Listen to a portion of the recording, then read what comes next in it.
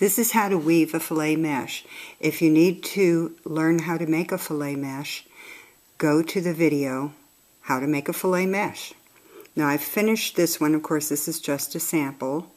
And I've started with the color Honey, and I've made 4 rows, and then I've switched to the navy color. Now if I was going to continue this pattern, I would do 4 honey, 4 navy, 4 honey, 4 navy. You can do that. You can do whatever number you want. It could be 11 of each color. I could change and have 2 rows of yellow, 1 row of red. Whatever the pattern is, it needs to be consistent because that will be the pattern you will use to weave. And you'll notice I left these strings out because if I would put fringe on this one, and that would just become part of the fringe. So I have finished my filet mesh, whatever my color pattern is, and now I'm going to turn it this way. And I am going to repeat that same color pattern, except I'm going to be weaving it. So in this case, it would be 4 rows of the honey, 4 rows of the navy.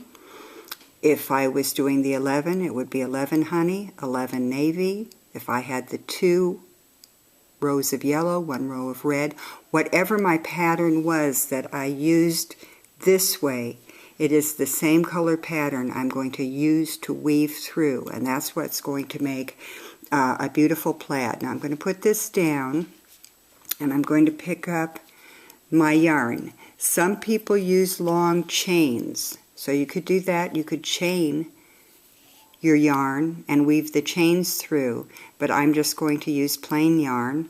I'm using 4 strands here. However, if I was actually doing it, I would probably use 6 strands because you need to comfortably fill these spaces. And you start by, I'm going to go over this first, you're just going to do a general weave, this first double crochet post, and then under this one, and it's just going to alternate. So I'm starting with, I'm going over the first double crochet post, I'm going to pull it under the next one, just continue that across your row. I'm using a crochet hook. You could use a very large bobby pin. If the yarn's very thick, you can actually do it with your fingers.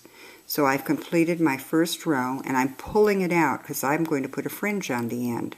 And you want it to be obviously longer because you're going to have to tie the knot and have the fringe, and you're going to have to even off your fringe at the end.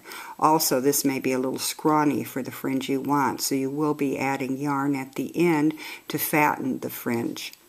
If you need to know how to make fringe, there is a video, How to Make a Fringe. Now I'm going to start my second row, and I'm going to use the same color here, and I'm going to take it, and you always work opposite of the row below. So this started over the double crochet post. Now I'm going to have to go under the double crochet post. So I'm going to go under this one, over that one, under this one. And as long as you're always working opposite of the row, and you can tell, all of a sudden you see you're starting to have a nice pattern. I'm going to go under this one and grab it. When you're weaving through, it's very important to keep your work flat and loose, because if you pull too tight, you have a very bunched fabric, and of course it's easier said than done, especially when you're working on a very large piece like an Afghan.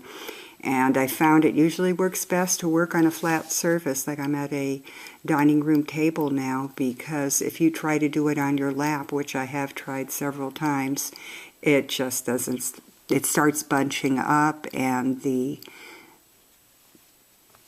fabric starts puckering. Now since I'm doing this next row, I've changed color and I'm working over that double crochet post because the stitch just below it was under. And you just continue in that pattern, working opposite of the row below and always making sure that you're following the exact color pattern that you had used for making your filet mesh. So you end up with a very pretty plaid. And you can see the boxes are starting to form. Now I'm going to lift the camera and show you a finished product. And here's what it looks like. It's really a lovely plaid, and you can see the fringe at the end.